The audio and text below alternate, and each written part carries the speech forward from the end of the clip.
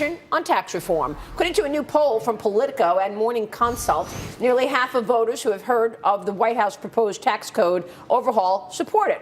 Only 37% were against the plan, while 15% had no opinion. For more on how investors are reacting to the tax reform proposal, we want to bring in the author of Think Bigger and Tiger 21 chairman, Michael Sonnenfeld. Michael, good to see you.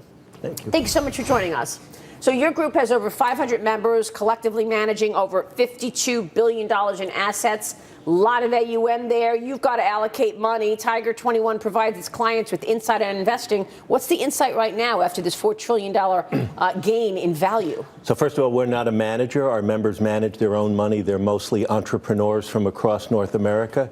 But by and large, 20% in the public markets, 21, 22 in private equity, and 33 in real estate. Add those risk assets up, it's about 73, 74%, which is a high number, although a low allocation to public equity. Do they think that, do the clients believe tax reform will impact their money? How will their lives be impacted? Yeah, I think that part of the money in risk assets reflects that we're in a low interest rate environment.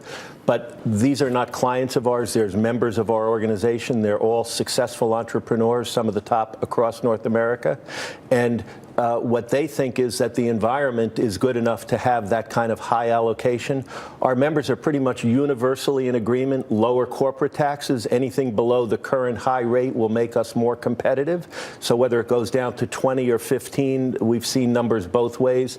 Dramatic improvement because the United States is not competitive at 35%. And if that repatriates the trillions of dollars, that would be good too. On the income tax side, a little less clarity.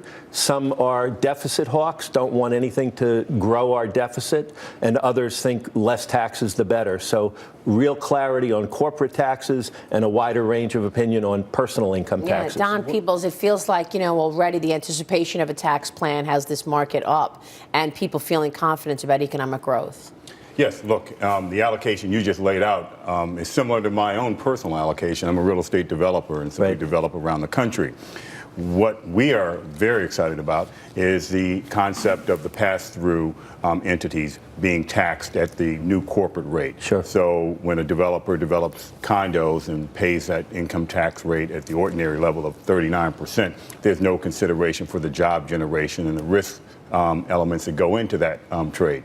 So we think that's going to be a big shot in the arm for development around the country, and we'll see more residential development because I think companies like mine were looking less favorably, and that's why we've had this big growth in residential rental buildings. How are your members responding to this creation of a different tax class for the pass-through entities? So obviously, just for the reasons you've said, our largest allocation among our members, 33%, is in real estate, so directly reflecting of what you're saying, and private equity, and there's lots of forms of that are going to do it, but anything that simplifies the tax code, repatriates the dollars from overseas, lowers the corporate rate or the effective rate that makes us more competitive is going to be great. And I think, there's still a lot up in the air about scoring and whether there's going to be what the rates are based on the scoring, but the general trend is a very positive one.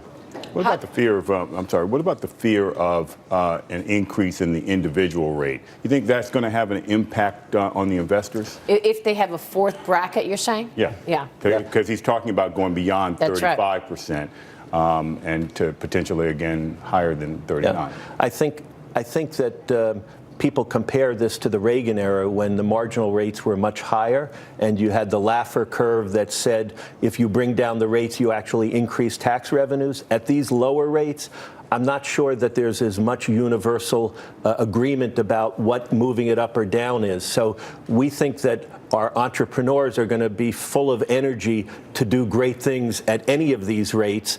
As I say, some of our members are real tax hawks, but I think it's the corporate tax and the effective corporate tax on commercial activity that'll make the difference. How are they viewing making changes to their portfolio, given that there is not complete certainty about tax reform or other policies? And how do they view their portfolios right now? So our members are entrepreneurs who, over their lifetime have had to have discipline to delay gratification and build reserves. So our members carry about 12% in cash. So over our $50 billion in assets, it's about $10 billion. That allows them to weather a storm and to pounce on an opportunity when it's available. So part of their strategy is kind of barbell. A lot of security at one end with lots of cash, and then risk assets on the other end. But even the risk assets, only 20%, as I say, are in public equity, because in the private equity and real estate, you can roll up your shirt sleeves and really work the asset yourself. So you're much more immune to some of the market forces that will sweep the public markets up and down. How do you find your investors actually, or your Members, members, right. do as investors? Because historically, entrepreneurs are not necessarily good investors when it comes to investing in other people's businesses. So you mentioned I've just written a book that came out last week on entrepreneurs and on our members. And one of the great findings is entrepreneurs are a completely different breed than investors. An entrepreneur is passionate about what they're working on. They tend to milk one opportunity for 30 years. Any investor that did that would be out of business. They'd be swamped. So an investor is much more dispassionate, and they have a portfolio, and they're willing to liquidate at this price, and this price. There's some other areas where entrepreneurs are very different. Wildly optimistic, but it's in the eyes of the beholder. So some of their optimism is well-founded by their unique skills, ability to delay gratification. That's a huge one. Most people, when you have a successful entrepreneur, their friends are living a good life in their 20s and 30s. They're saving for a rainy day. So when their corporation or their business hits a problem, they have the ability to do it. I talk about George Heisel in my book, who's in the medical field, and every once in a while, Medicare can come in and stop the whole deal. And 6 months of revenue is put on hold. Unless you know how to save for that rainy day, you're out of business. So entrepreneurs have delayed gratification, wild optimism. Grit actually beats IQ. There's a lot of studies from Angela Duckworth from the University of Pennsylvania about grit really being more important. So when one ladder is falling, a good entrepreneur is jumping to the next ladder, and they seem to just keep going and going and going. They're like the ever-ready bunny. Investors are much more dispassionate. They bring a completely different skill set. And at Tiger, what we're doing is transferring from the successful entrepreneur area. You know, you sell a business, you have 1,000 employees, and the next day you don't have anybody laughing at your jokes anymore because you have no more employees. Give us some tips about becoming a better entrepreneur. You've met and worked with so many. So, and it's different than the reality TV version of an entrepreneur. Totally. So our members are not so much from high technology. They're making hamburgers, and they're selling medical devices, and they're providing services.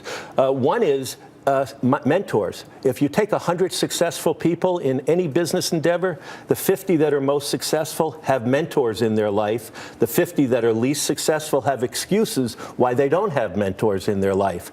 The ability to be optimistic and jump. Luck tends to favor those who are ready and willing to take the risk. The great entrepreneur makes himself ready and willing to take the risk. Yeah, I agree with him. My definition of luck is where opportunity and preparation merge together, because that's what we have to be as entrepreneurs, and be willing to have that deferred gratification. We make our own luck. Yes, we do. Don't we? Exactly. Yes, we do. If you stay in the game long enough and you have your powder dry and you're good at what you do, the opportunity is going to present itself, and you just have to have those resources to capitalize on them, and of course see them when they present themselves. My partner said the deal of a lifetime comes across your desk every week. You just have to be looking for it. Yeah. Well said. I like that. Well said. True. Tiger 21, really interesting company there. Michael, thank you very much. Thank Good you. to see you, sir. Michael Sonnenfeld there. Coming up,